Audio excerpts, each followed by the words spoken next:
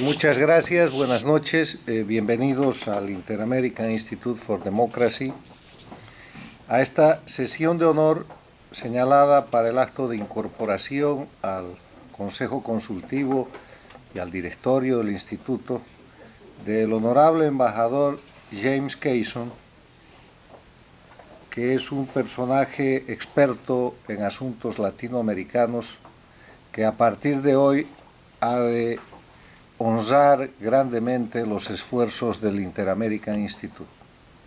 Como ustedes conocen, nuestra institución se dedica a la promoción, defensa, difusión de los valores de la libertad, la democracia, la institucionalidad y los derechos humanos en las Américas, desde el Canadá hasta Tierra del Fuego. Y nuestra institución está presidida por don Carlos Alberto Montaner, que preside la sesión hoy día,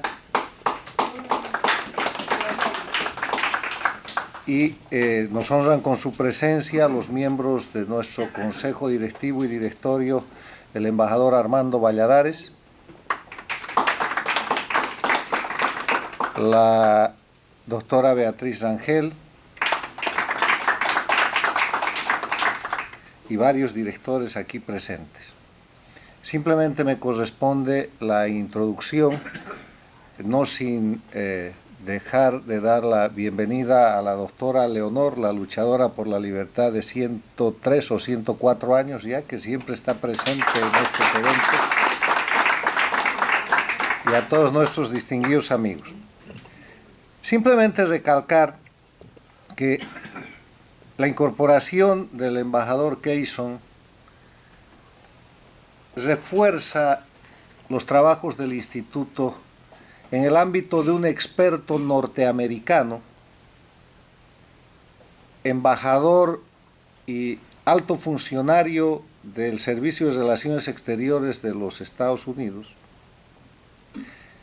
para atender los temas a los que se aboca el Instituto en el carácter que trabaja el Instituto, que es hemisférico y bilingüe. El embajador Cason va a ponerle fuerza al Instituto en el ámbito de nuestra incursión cada vez más persistente en el mundo anglosajón, en el esfuerzo que hace el Interamerican Institute for Democracy para que los latinoamericanos entendamos mejor a los Estados Unidos y los Estados Unidos entiendan mejor a los latinoamericanos como aliados naturales que somos en este hemisferio.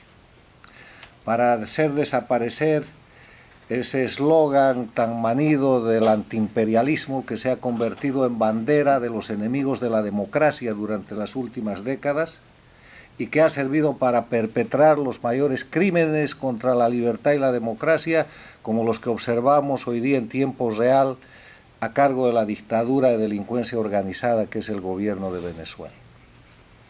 El embajador Cason, como un experto en el ámbito de las relaciones internacionales, pero además como una persona formada en el mundo anglosajón, es una de las piezas, una de las patas que le faltaban al Instituto para poder trabajar y gravitar en las esferas en las cuales debemos defender la libertad y la democracia en el hemisferio.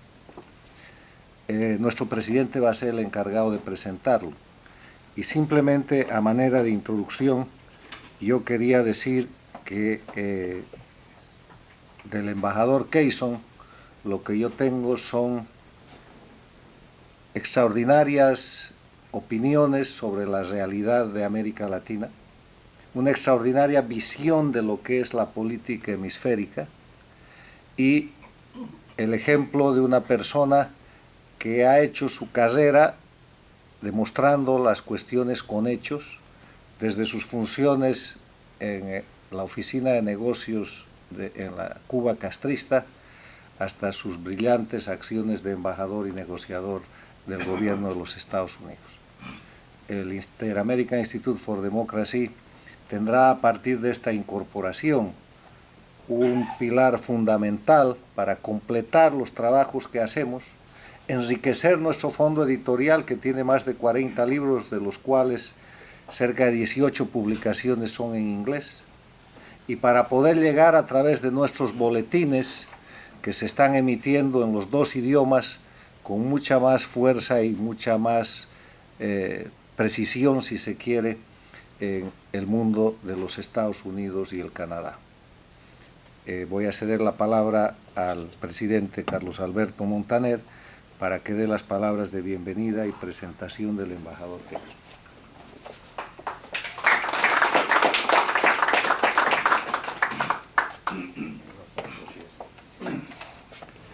Muchas gracias, Carlos. Bueno, buenas tardes y gracias por participar y por venir esta tarde al... ¿No se oye? Sí se oye, yo creo que hay que subir la cosa mejor. Bueno, lo que les decía era que les agradezco muchísimo la participación de ustedes, haber venido esta tarde a darle la bienvenida junto con nosotros al embajador Cason.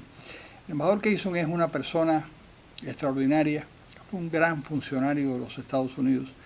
Lo fue en la embajada cubana, en la oficina de intereses de Cuba, donde sin ningún miedo se enfrentó a la tiranía y se ganó el sobrenombre de Cabo Cason.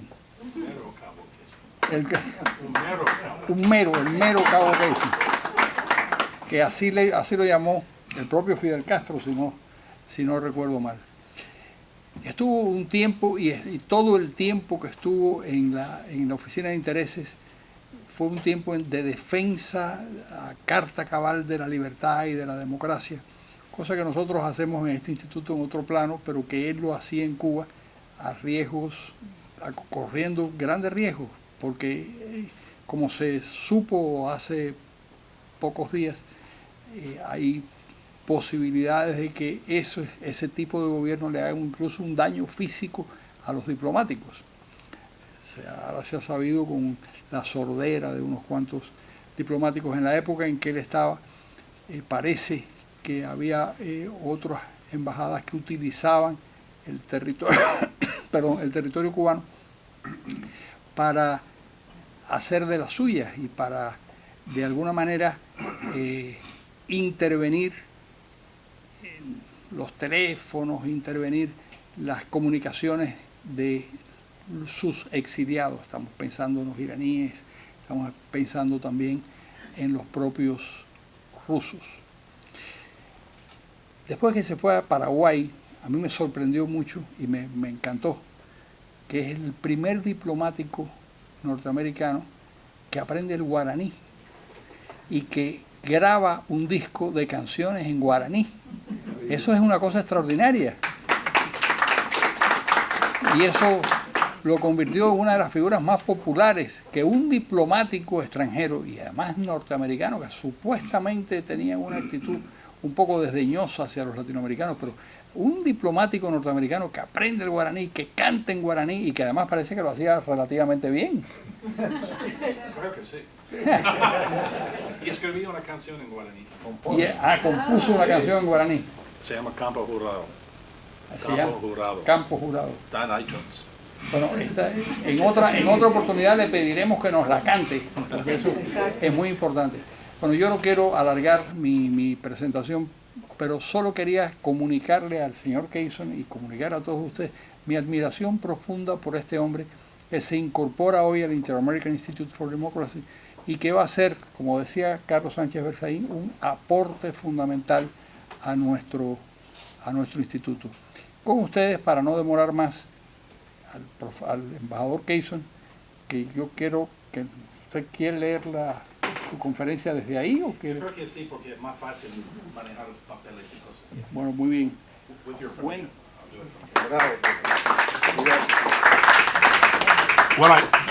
Can you hear me? Is this fine? Okay.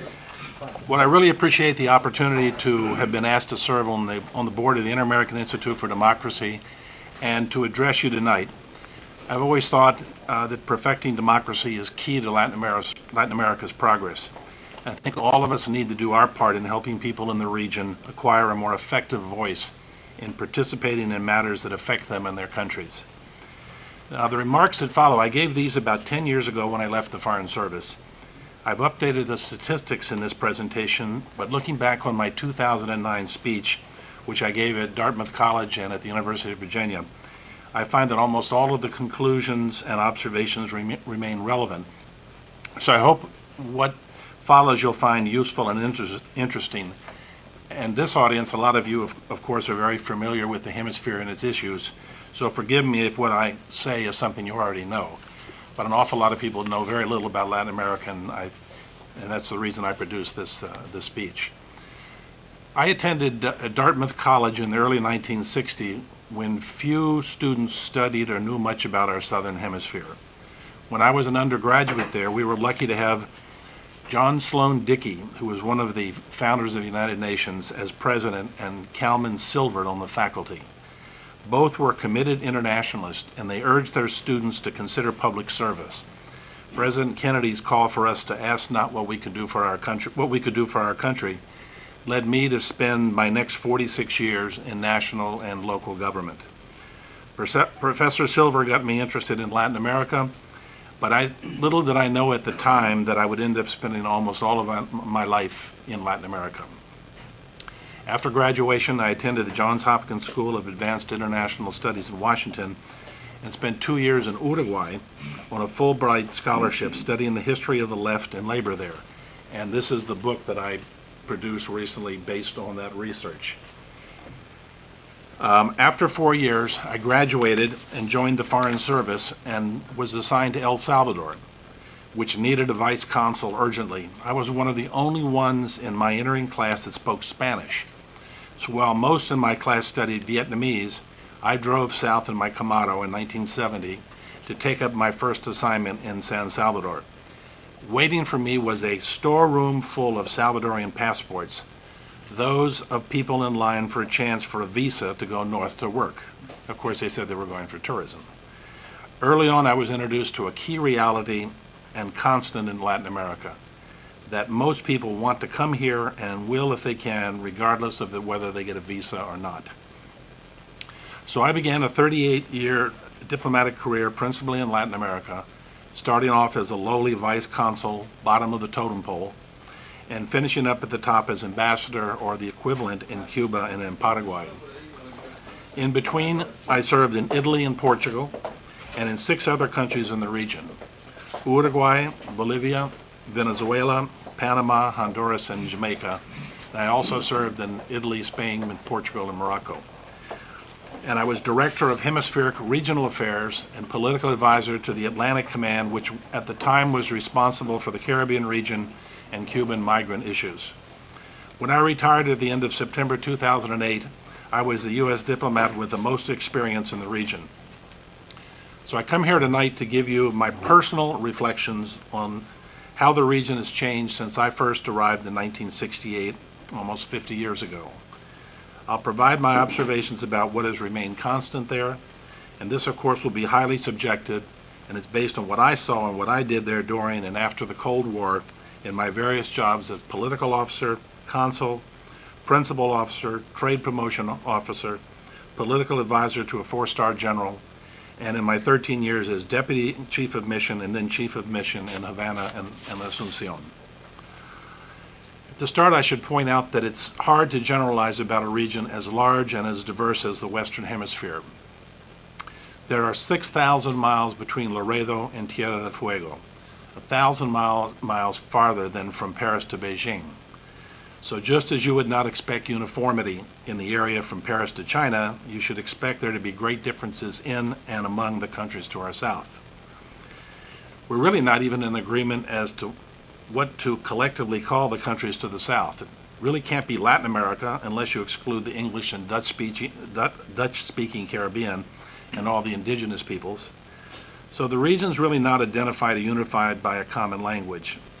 While many countries in the region struggled for freedom from European governments and thus have that Bolivarian heritage in common, for the most part, the hemisphere is not unified, in my opinion, on any grounds, much less on language. I think experiences are for most part localized or regional, although there are growing aspirations and many experiments aimed at greater regional cooperation. but we're still a long way from hemispheric unity, even though the abstract ideal is universal. Unlike other parts of the world, for the most part, the hemisphere is firmly in the camp of Western civilization. We generally share the same values, principles, and religions. There are a few what I would call anthropological curiosities in the region. In many ways, the region is blessed. This was a region that tried its best to keep itself apart from Europe and its troubles until recently. We all studied and shared what used to be called the Western Hemisphere idea of a region separate from the disputes, hatreds, and religious intolerance and ethnic passions of Europe. That may not have occurred in reality, but it was our common ideal. Compared to other parts of the world, the Southern Hemisphere has few ethnic, religious, or contentious territorial disputes.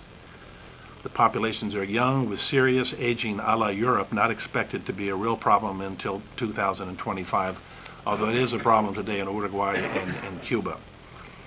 Terrorism is largely absent from the region, and people are appalled at suicide bombers. Except periodically for Brazil, most countries of the region are focused inward, or at best as far out as their near neighbors. They do not aspire to and do not play global roles in most significant areas. They don't want to be global leaders, but rather want to improve conditions in their neck of the woods. Economic development, social justice, institution building, and infrastructure improvements absorb their collective time and effort. Another general observation about the region is that it is still beset with great income disparities within countries and between regions. While some of this can be attributed to resource endowments or historical reasons, I think most of the differences are due to the differing quality of political leadership and economic policies over the years.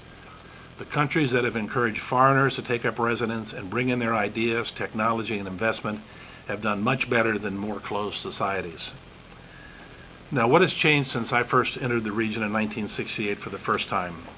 I would probably need a couple days to do the theme justice, but I will mention 20 thematic areas, and I'll only be able to highlight the areas given time constraints.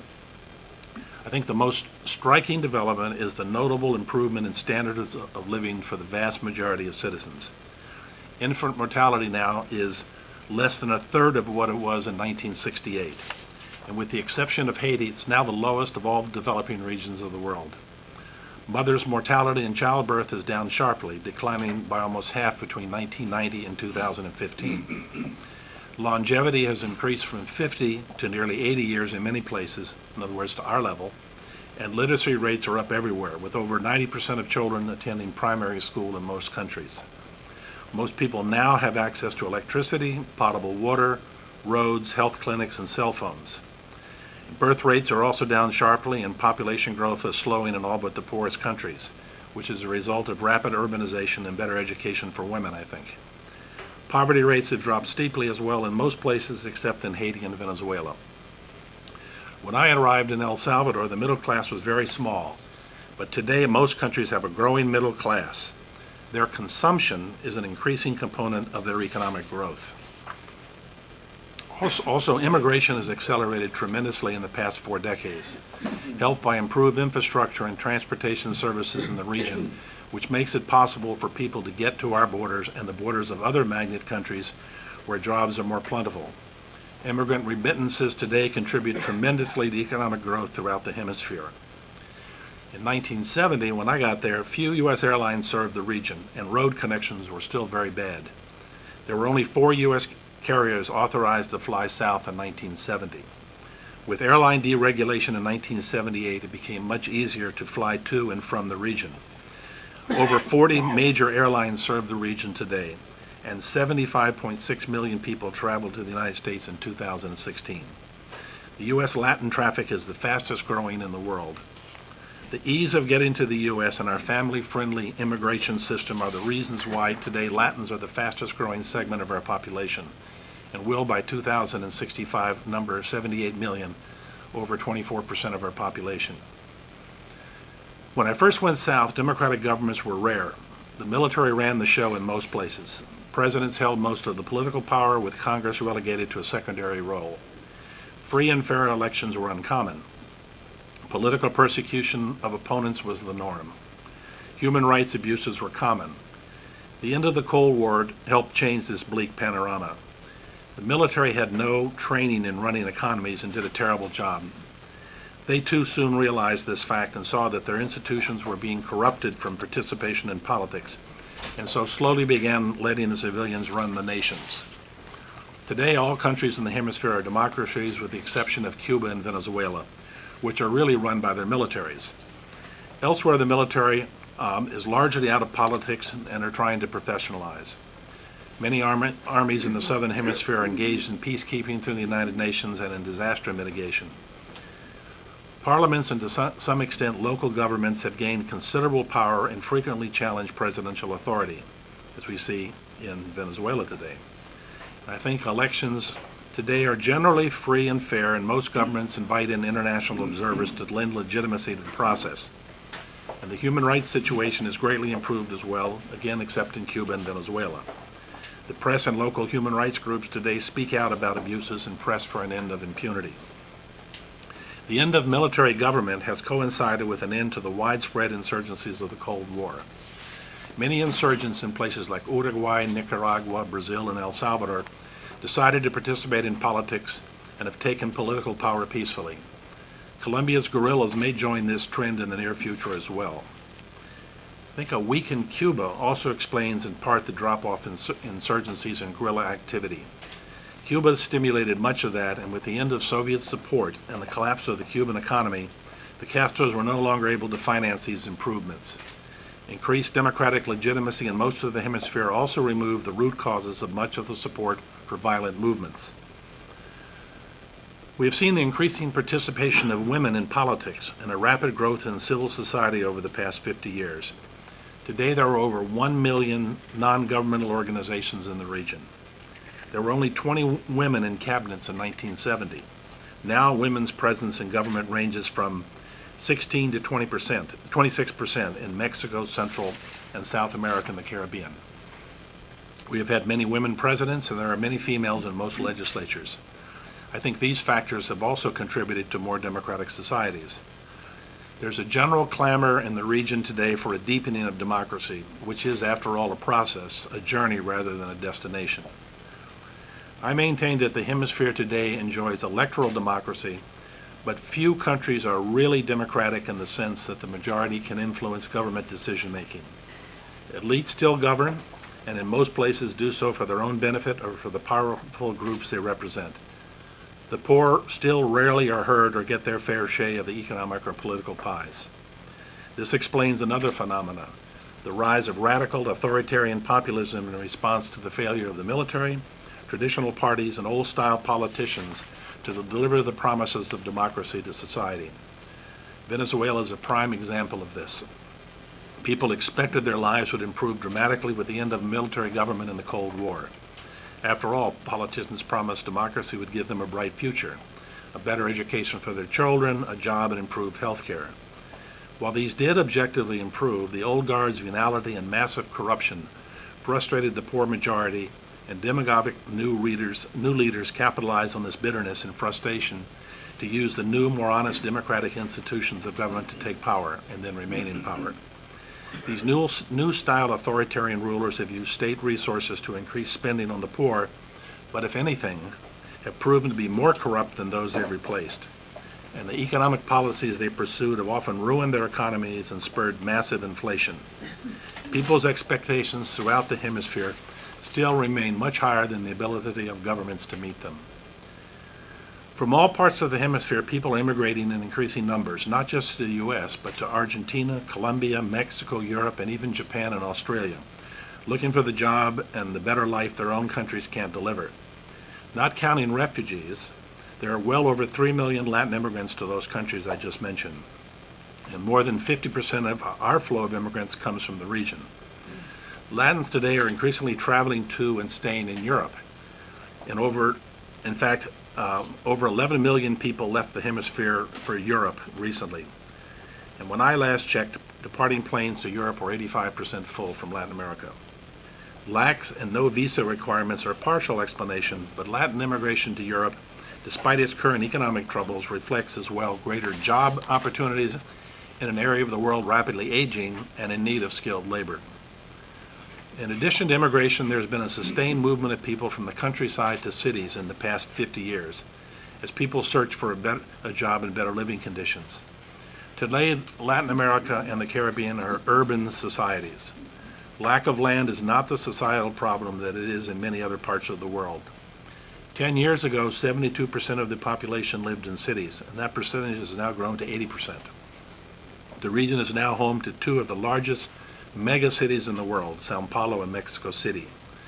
And the urban-rural divide is growing as people pour out of farms and the mountains for more exciting, hopeful, and inviting city life. The region is rapidly losing most of its jungles and forests to cattle, soy, and other grain grown on huge mechanized farms for export. You can see the environmental degradation everywhere. Wildlife is getting scarcer, loggers are hard at work, and the fishing, which is something I like to do, is deteriorating in most places. Indians are being squeezed and pushed farther back into the interior. Most of those farmers entering the cities lack the education and skills for successful urban life. With less than half of the primary school teachers having finished primary school, it's no wonder those immigrating to the cities are unprepared for the skills needed to prosper in modern urban settings. Many families are being broken up as one or both parents go abroad in search of work. And kids are left without guidance in many cities. The cities are beset by high population density, rapid urbanization, insufficient housing, and an inadequate transportation infrastructure, and persistent income inequality is the inability of local governments to provide quality services. The result in many places is growing crime and insecurity.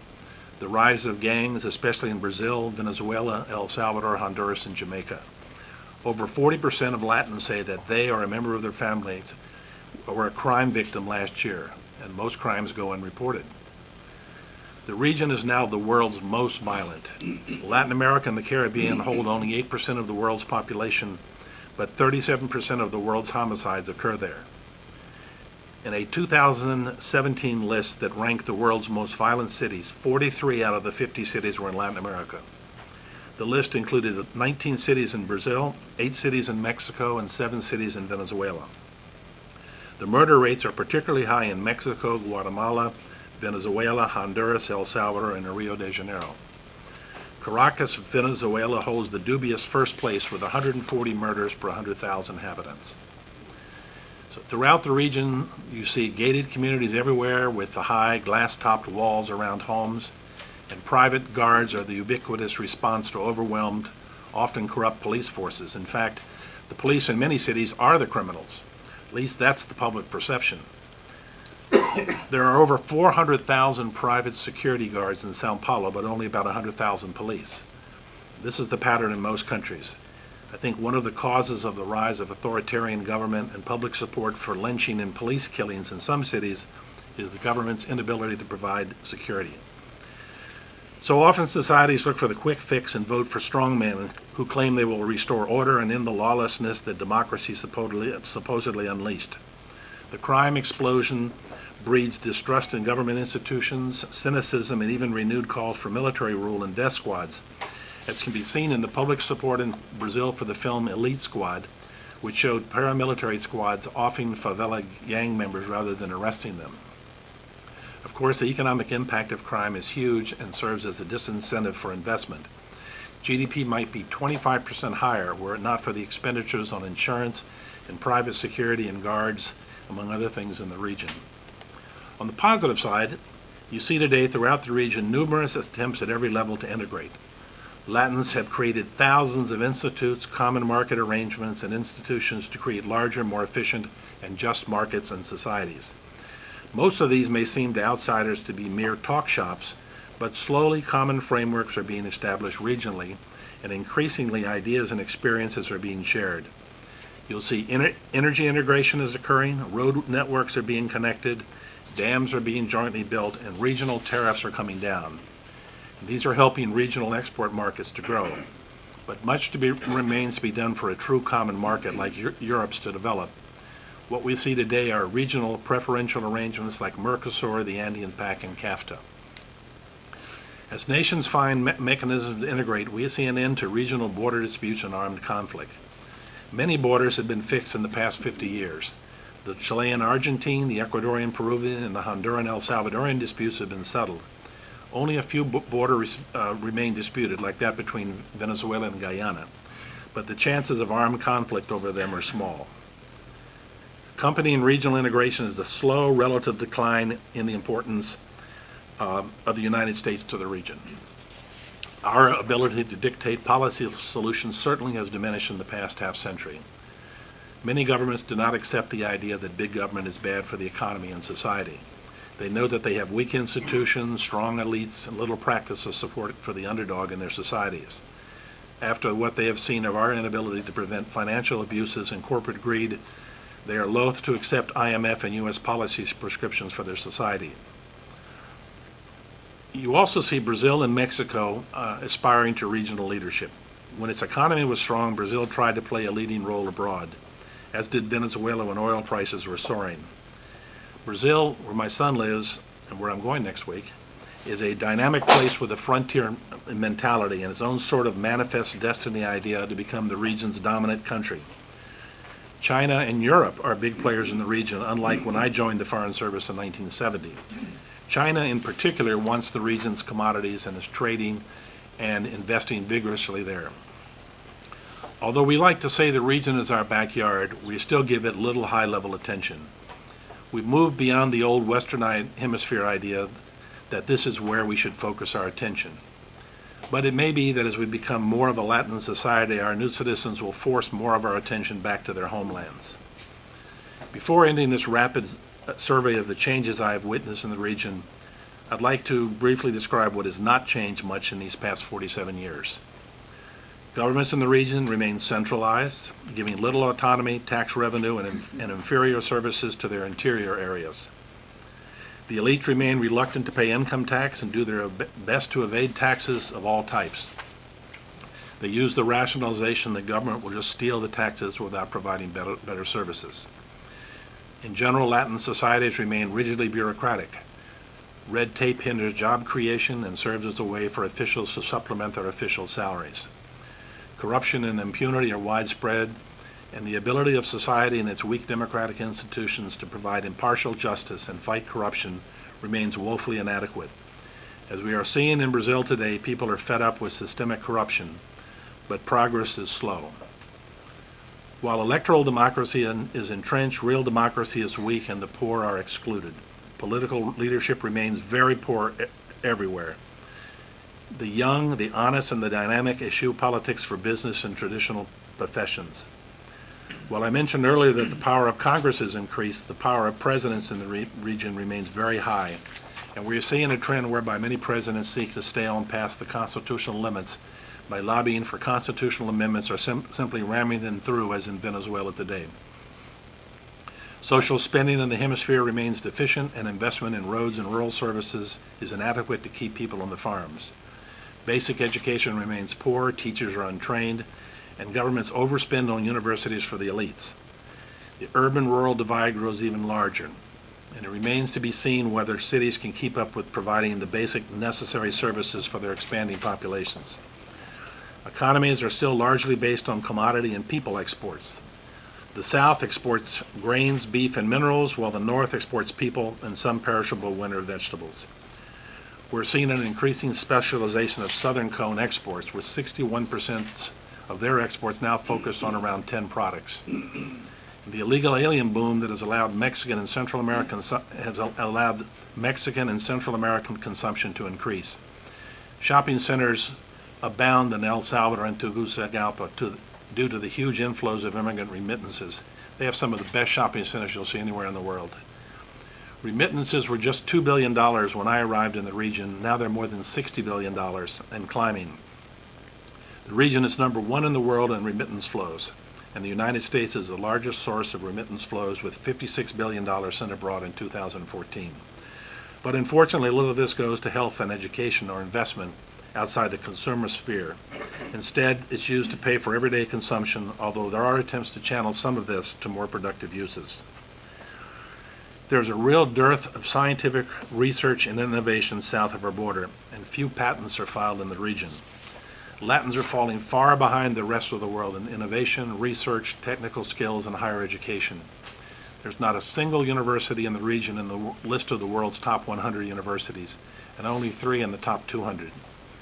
In a world where services and knowledge account for 2/3 of economic activity, Latin America cannot afford to keep ignoring this engine of growth.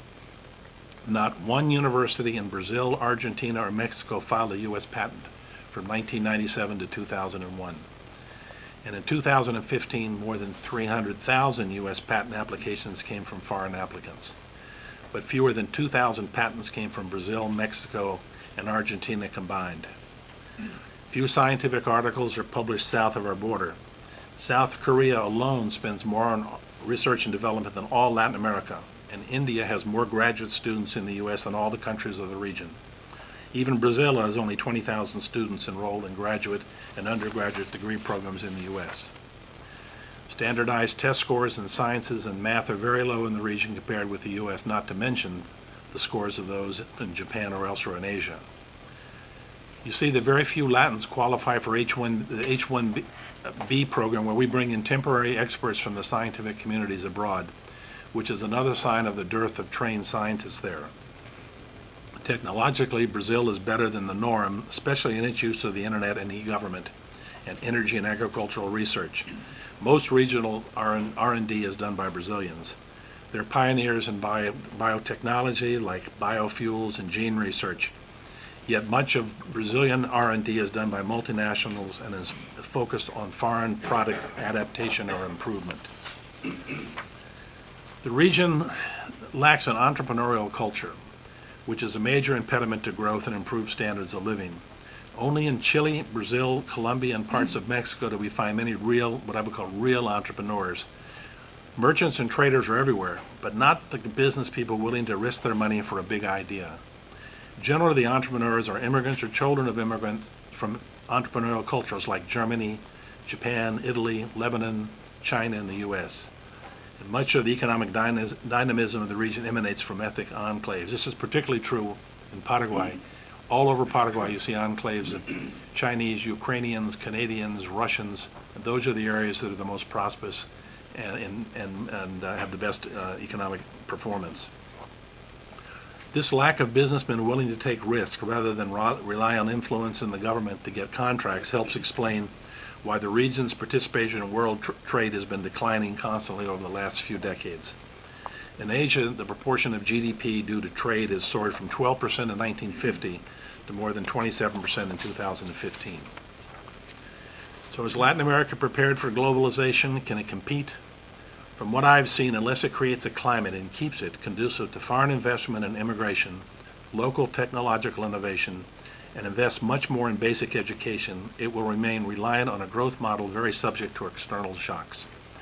The innate talents of most of the population remain unrealized. I'm not optimistic that most of Latin America is ready for globalization or will adapt to it successfully. I'd like to conclude that by noting that in Latin America and the Caribbean remain objectively very important to the United States, and we should devote much more sustained attention to it. We have enormous trade and investment with the region. NAFTA now encompasses 2/3 of the GDP of the hemisphere.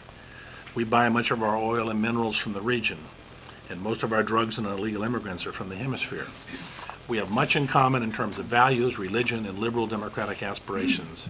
And our societies are fusing as the size of the Latin community in the United States grows ever larger. We need to work together to control crime, grow our economies, and keep terrorism from becoming a threat. And as a final thought, I hope that more college graduates from South Florida consider becoming career diplomats so that they can have the opportunity to help, like I did, shape events in the region and influence the direction of our policies. Diplomacy is a great and exciting career and a wonderful way to serve our nation. So thank you for listening.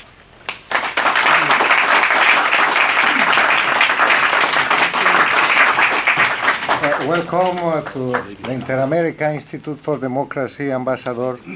And after this great presentation of the Ambassador Cason, our director, Beatriz Angel, will make closing remarks.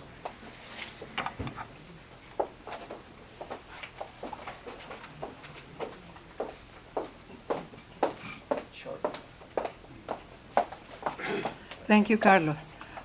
Well, I must begin by thanking Ambassador Cason for this remarkable run into 40 years of hemispheric history. It was very compact, but very focused. And I think for us Latin Americans, it is very important that somebody that has observed our reality so closely comes and tells us where we have made progress and where we have failed to make progress. And that's what I would like to concentrate. We are very thankful for you, because our work here at the Institute is to try to fill the gaps where there has been no progress. And what we have seen recently is that there has been no progress in at least 3 areas. One of them is rule of law, which we believe that up and until in all the region, every single citizen is equal and is not above the law, then we are not going to have truly democratic societies. You have also pinpointed something very important. Latin Americans lack entrepreneurial muscle.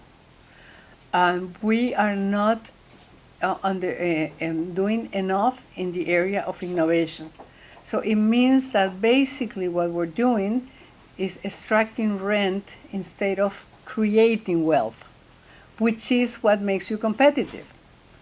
So if unless we change our mindset and we begin to welcome competition and see in the competition the great promotion, the factor that promotes innovation, we are never going to be able to compete successfully in the world economy. And third, and I think also very, very important, is what can we do in terms of education. He has the picture that he has drawn about education in Latin America is terrible, because what we're saying is not that we're spending what we need to spend. Most countries are spending what UNESCO says you should spend in education. But the problem is, how are you distributing that expenditure? And you're distributing that expenditure in public universities for the elites, which lead us to another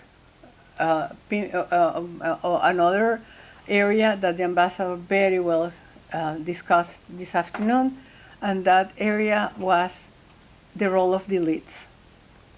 You cannot have truly democratic society, truly competitive societies, if the elites don't set the example. You know, elites in Latin America believe that they have special rights, that they're above the law, and that because they have money, they can do anything. And of course, they don't pay taxes with the excuse that why are we going to pay taxes if our government officials are all corrupt people? Okay, so which is of course a very cynicism argument, because why in the first place you elect them if they were corrupt? And the elite has a lot of mechanisms in order to promote or to discourage these people from getting elected. So I think that these 3 areas that you pinpoint are the areas into which we need to work. And it's not only the Institute, but everybody, because we really need to have an hemisphere that comes closer to the American standard of a society that is overwhelmingly middle class, where innovation is the most important economic activity conducted, where rule of law is at the heart of every single citizen. Thank you very much. Embajador.